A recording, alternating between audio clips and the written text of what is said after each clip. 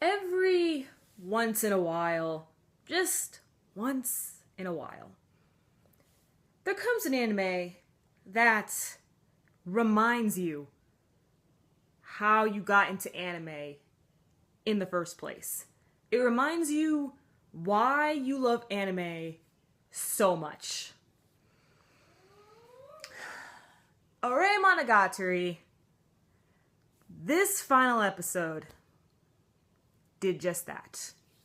For those of you who don't know, I got into anime more or less really from the ecchi genre, but you know, a lot of ecchis tend to fall into the whole romantic comedy route, and when I first started watching anime, all I did, I had one rule, and that was only watch rom-coms. That's all I did.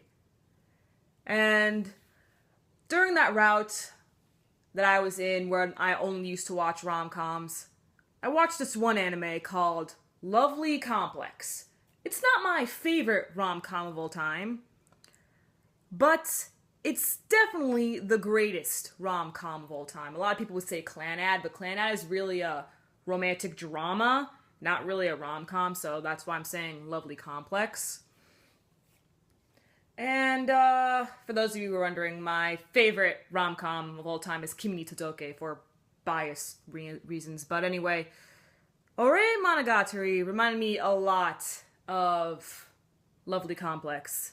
And with all the romance anime that we've been getting ever since Lovely Complex has come out, which was 2007, although I didn't watch Lovely Complex when it first came out in 2007, I actually saw it in 2013, but still all the rom-com anime that have come out since then have never been up to par. Some people would say Maid-sama is up to par. It's high up there, I'm not gonna lie. But Ore Monogatari, I think Ore Monogatari and Lovely Complex are pretty much duking it out for what's the greatest rom-com of all time in anime.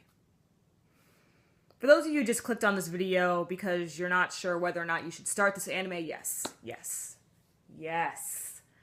Even if you're not into rom-coms, this is like an anime that you just have to watch. It's an anime that I think will be talked about and remembered, okay?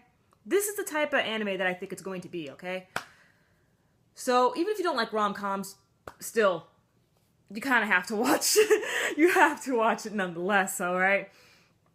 It's a rom-com where it breaks every cliche that there is in rom-coms, and it has an original main character, a great supporting cast.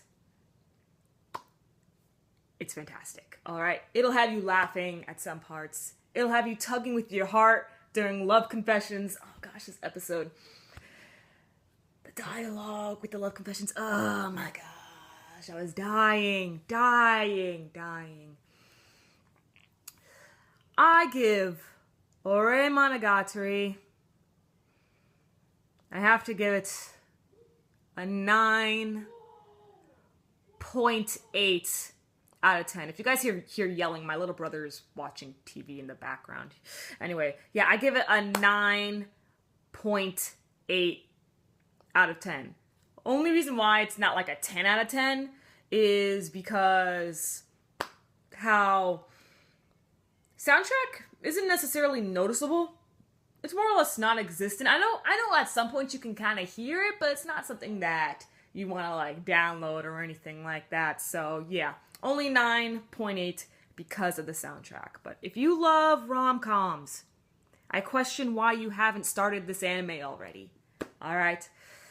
So, now why don't I just review what happened in this episode. So, there was my recommendation. So, all you people who came here just for that, you should probably click off now. Alright. So, with this episode of Ore Monogatari, Goda called Yamato by her first name. Oh gosh, the flipping feels. My heart, man. My heart. You see, this morning, I actually finished Anohana for the first time. So you can imagine how my heart is right now, okay? It's like in pieces. Oh my gosh. Oh man. Anohana, that was actually really great. I enjoyed it. But anyway, Ichinose. I hate that dude so much. I hate him. Alright, he is just so forceful. He has no consideration for Goda whatsoever. Like, oh my gosh, Ichinose is such a jerk. I just cannot believe this guy, man. He just goes straight up to Yamato and be like, you're my muse and stuff like that. He keeps on saying that over and over again. And I'm just like, dude, back off. And then right in front of Goda, he asks Yamato out and confesses his love to her. And I'm like, first of all, that's creepy. And second of all, that is so incredibly rude. I just cannot believe it. Oh man, that was just, bad. Just bad. But overall, this was such a great end. A great end. I will admit, this episode was incredibly fast-paced, I'm not gonna lie. Normally when it comes to anime that are fast-paced, I never really notice that the pacing is sped up because I kinda, you could say, live life in the fast lane. I'm quite a fast person. As you can tell with a lot of my reviews, I talk really fast, okay? I naturally walk really fast. Like, that's just how I am. So when something's fast-paced, I normally don't notice it. But with this episode, they made it quite obvious for within the first 4-6 minutes of the episode, we have it to where Goda, he decides to go over to Ichinose and he's just like, I'm not gonna let you have her. And I was like, that was quick! Oh my gosh!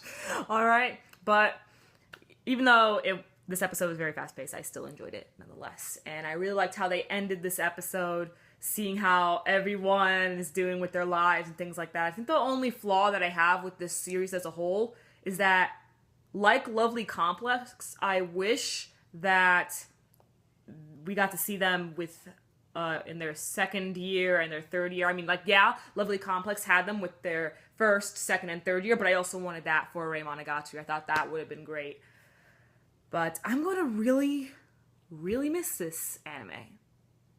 I don't know if this anime will have a season 2, since, you know, it does have a completed end. But this is just something that I really, really loved. I reviewed it week after week, ever since episode 5, I think. I love this anime.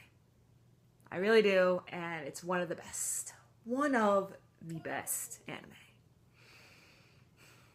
of 2015, and of course, you know, come to think of it, it doesn't really compare to any anime within recent years. I know some people would say, you know, Ao Haru Ride, but the romance in Ao Haru Ride is a bit questionable since, you know, it's non-existent. But anyway, no, I loved Ao Haru Ride. I love it. But anyway. Great anime. Guess that's all I have to say. I'm gonna miss it.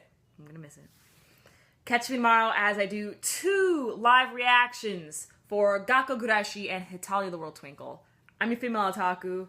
Sayonara.